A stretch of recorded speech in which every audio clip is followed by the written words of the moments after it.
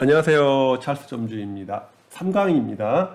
오늘 이 시간에는 권리금에 대한 이야기 함께 좀 이야기 나눠보려고 합니다. 권리금에 대한 이야기 바로 들어가 보도록 하겠습니다. 편의점 창업 생각하고 계신가요? 여기서 우리 요 부분은 우리 좀 체킹하고 가야 될 것 같아요. 혹시 권리금이 있으면 부담이 되죠. 초기에 투자금이 많이 들어가니까. 권리금이 없는 점포 위주로 좀 찾고 계신가요? 혹시 보증금이 좀 저렴하고 월세도 좀 저렴하고 이왕이면 무권리인 점포들을 찾고 계신 건가요? 좋아요. 이런 점포가 분명히 존재는 하거든요. 근데 이게 내 순서까지 오는데 과연 어느 정도의 시간이 필요할까요? 제가 볼 때는 제 순서까지는 오지 않을 확률이 저는 높다고 봅니다.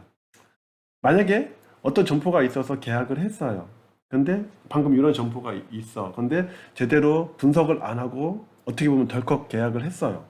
근데 그게 그 희망이 절망으로 바뀌는데 알게 되는데 깨닫는데 그리 오래 시간이 걸리지 않고 5년이라는 시간을 버텨야 할 수도 있다라는 거죠.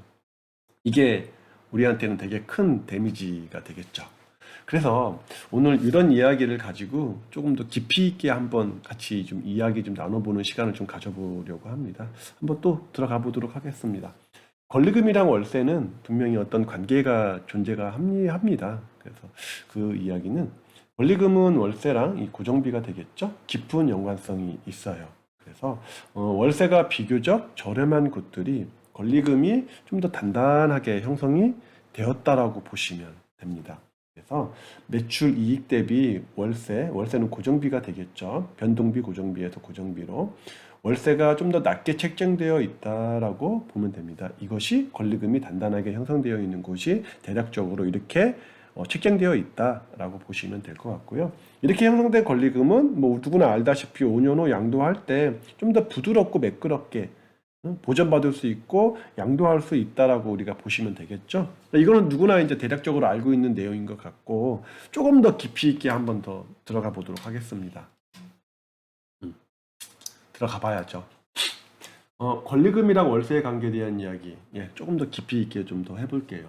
편의점에서 망하는 이유 혹시 알고 계신가요? 네.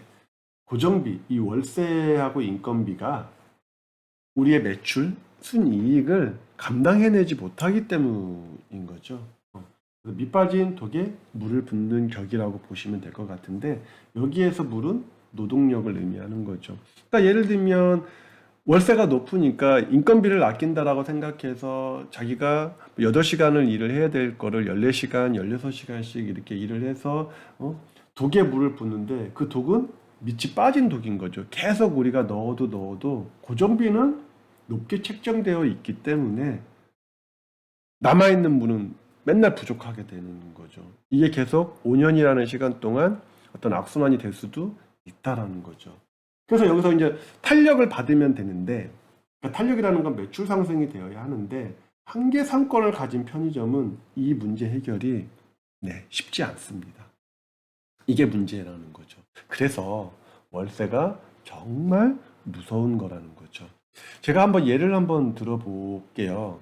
월세 400만 원짜리가 400만 원에 권리금이 없는 매장이 있고 월세 200만 원에 권리금이 4천만 원인 그 점포가 있다라는 거죠.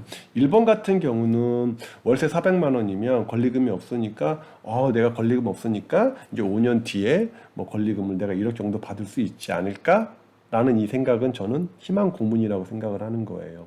이 월세 400이 정말로 적당한 건지 적정하게 설정이 되어 있는 건지 우리가 확인해 봐야 된다는 거죠. 자, 2번은 월세가 200만 원이에요. 같은 비슷한 점포라고 우리가 볼게요. 월세 200만 원에 권리금이 4천.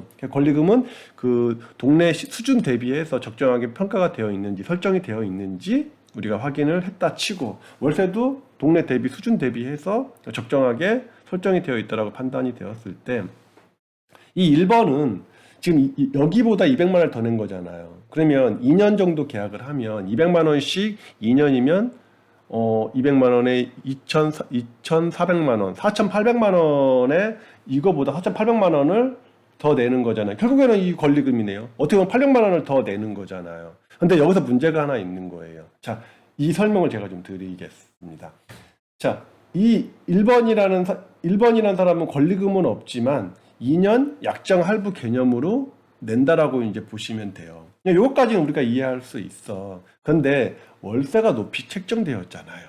그러면 다음 세입자가 이 동네 수준이 뭐 정말 많게는 300이거나 보통 250이거나라고 생각을 할 텐데 400 주고 누가 들어올 수 있겠냐라는 거예요. 이 의구심인 거죠. 이게 합리적인 의구심이 될 수 있다라는 거죠. 그러면 나는 계속 권리금을 더 낮추고 1억이라는 금액은 더 낮아지겠죠.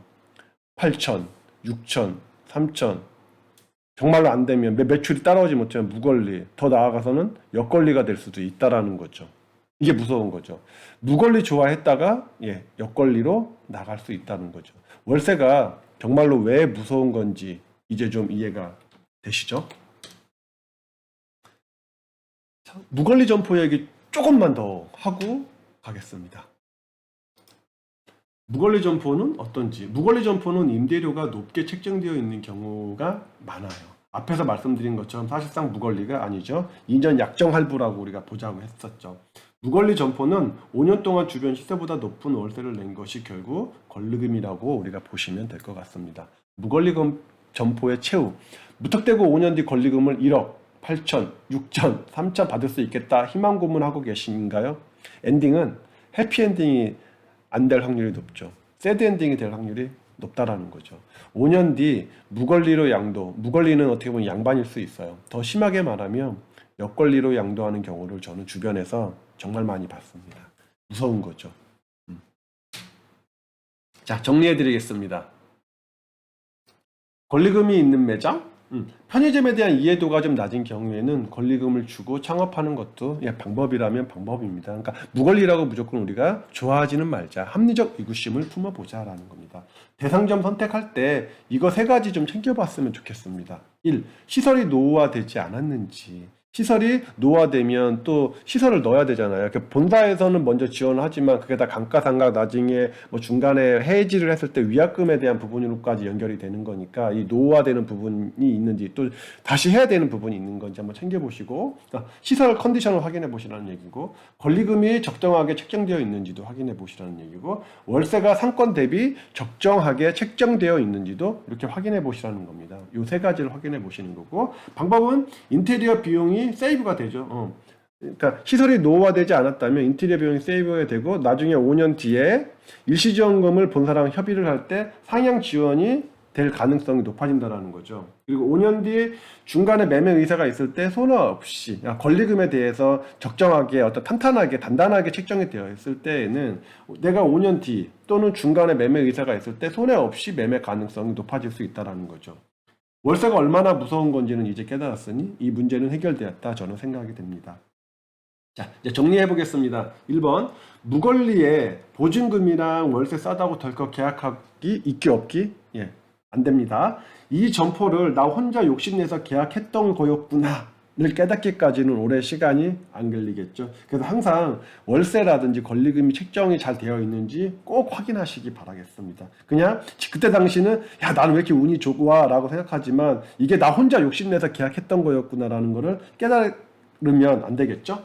현재 인테리어 수준, 집기까지 포함해서요 최대한 이용할 수 있는지를 확인해 보기, 월세 수준 적당한지 확인해 보시고 적정한 권리금을 주고 시작하시면 아주 깔끔하게 망하지는 않을 겁니다. 깔끔하게 망하면 안 되겠죠. 물론 이 적당함이라는 게 여기서 말하는 이런 적당함들이라는 게 모호한 개념인 건 사실입니다. 그러나 이 모호함은 발품 그리고 공부를 통해서 명확한 개념으로 바꿀 수 있습니다. 오늘 권리금에 대한 이야기 좀 말씀드렸는데요. 다음에 또 다른 내용으로 또 이제 찾아뵐 거고 다음 그 4강에서는 그 담배 소매인 지점 관련해서 이야기 나눠보도록 하겠습니다. 4강에서 뵙도록 하겠습니다. 감사합니다.